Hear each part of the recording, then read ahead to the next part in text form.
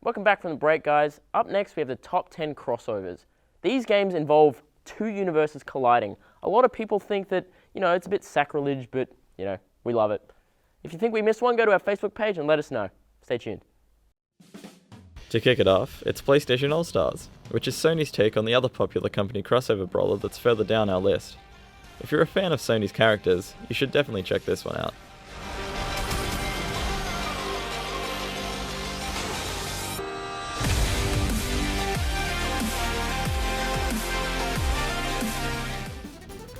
At number 9, we have Mortal Kombat vs DC Universe.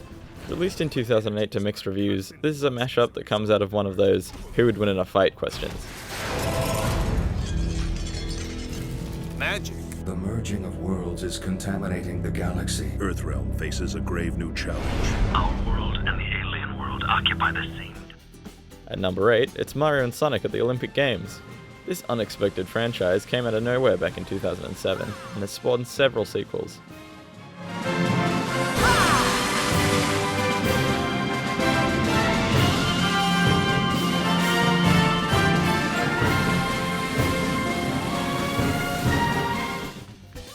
And at number 7, we have Mortal Kombat. This 2011 reboot of the franchise had characters like Freddy Krueger and Kratos making appearances in the roster.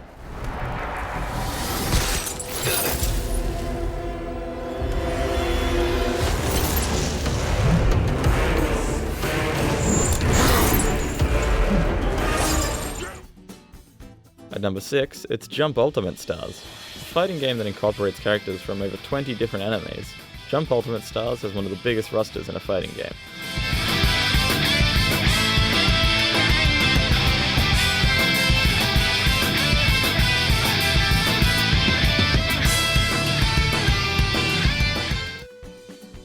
In at number 5, it's the Soul Calibur series. Over its years, characters such as Link from The Legend of Zelda, Yoda and Darth Vader from Star Wars, and even Ezio from Assassin's Creed have joined the fray.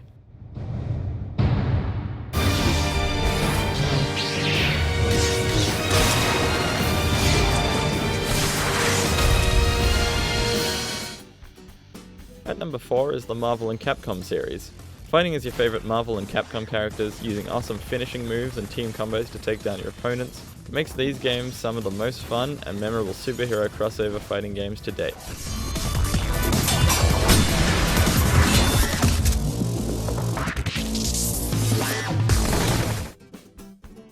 In at number 3, we have Street Fighter Cross Tekken. Taking two of the most beloved fighting games of all time and having our favourite characters from both fighting to the death makes this one of the most enjoyable crossover fighting games to hit our consoles.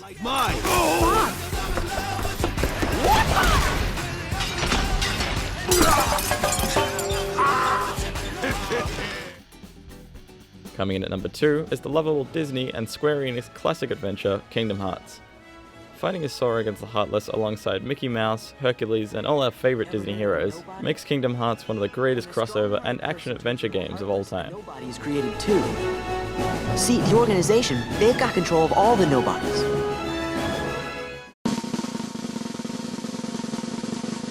In at number 1 is the Super Smash Bros. Series. These games, since 1999, have allowed us to pit our favourite Nintendo characters against one another as they fight to knock each other off the screen. The fast-paced gameplay make it not only the best crossover game, but one of the best fighting game series to date.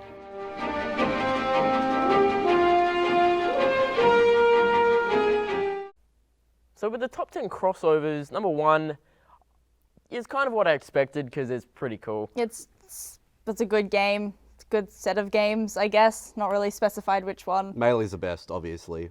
But just in general, is a lot of characters in the one game, which obviously is a crossover. But you also had Kingdom Hearts, you had like Capcom and Marvel stuff. You had a lot of fighting games. Sonic and Mario. I think that was the only non-fighting game in that list. And what other games could you have that isn't a fighting game when it comes to crossovers? Kart races.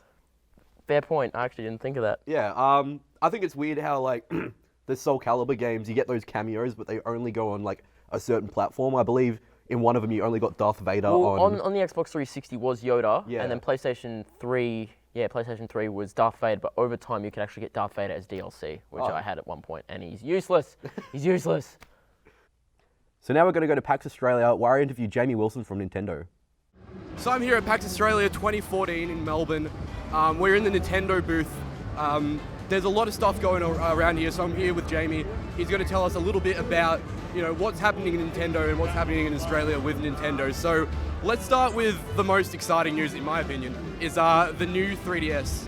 I think that's one of the more interesting things that you got showing here. So can you tell us a little bit about the new 3DS? Yeah, look, I guess for the people that don't know, the reason it's such big news here, it is not only our new handheld console, the new Nintendo 3DS and new Nintendo 3DS XL, there is two of them, but we're actually releasing just a month after Japan.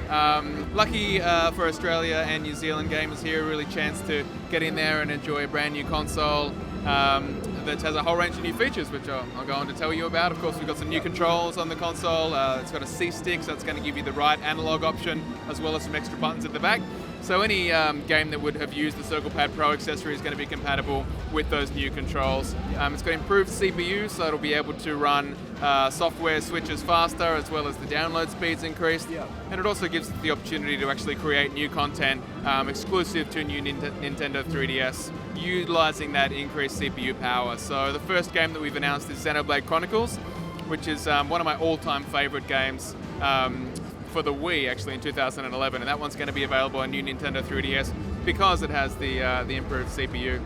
Super stable 3D, which I know you had the chance to enjoy, and one of the things you loved about it was that it actually tracks your head as you move slightly, so you've always got a really comfortable 3D to experience. A mix of the infrared light, the camera, and the gyro sensor. As you move the console during natural play, you actually keep that 3D sweet spot the whole time. I could go on. We've got built-in NFC, auto brightness, all kinds of stuff, but in the end, these consoles are a really new and comfortable way to play. So. It was really one of the biggest surprises from the Nintendo Direct, which was the Australian Nintendo Direct.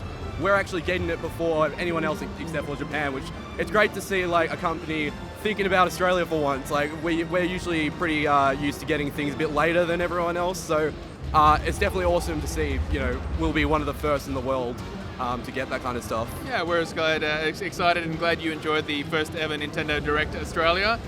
Each territory makes their own business decisions, and we're stoked that we're able to bring it to Australian and New Zealand gamers. All right, awesome. You also showed the first lineup of the Amiibo figures. Can you tell us like how they're going to work and what you use them for and stuff like that? That's right, so we've announced the first two waves of Amiibo, the first coming the 29th of November, which features 12 Nintendo interactive figurines called Amiibo, and then there's another 6 coming in December, so quite close together.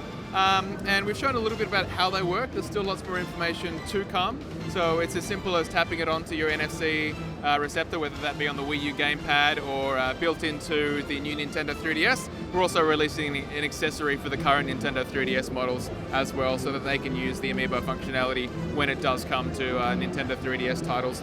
So it differs a little. It's going to differ obviously per software title. Right now we've confirmed that for Super Smash Bros. For Wii U, you'll be able to train up your own character on the Amiibo, level it up from 1 to 50. You can train it by battling against it, and then when you tap that onto your friend's gamepad at his place or your own, you can actually train that Mii character and save that data to the Amiibo figurine. So there's a lot of exciting announcements still to come for Amiibo. That's about all I can say at the moment. I can confirm that the Link Amiibo for Smash Bros. Will also be compatible with Hyrule Warriors, so that's something to keep tabs on as well. But Amiibo will be compatible with multiple titles such as Mario Party 10, Yoshi's Woolly World, Smash Brothers, of course, Mario Kart 8. So there's a lot of exciting announcements still to come for Amiibo. All right, and just finally, it's glad to see that one of my favorite and most surprising games that I saw at E3, Splatoon, I came back here and it's still just as fun as it ever was.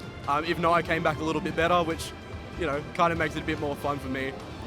So that's a Nintendo booth. Once again, it's great to see that we're getting some stuff before other countries, and also that just Nintendo as a whole is doing quite well. And there's a lot of fans of the game, and you're starting to get a lot of really big loyal fan base, not only here but in the world. So thank you for talking with us and taking us through what you have. And yeah, no worries. Thanks a lot. Maybe 140 to finish.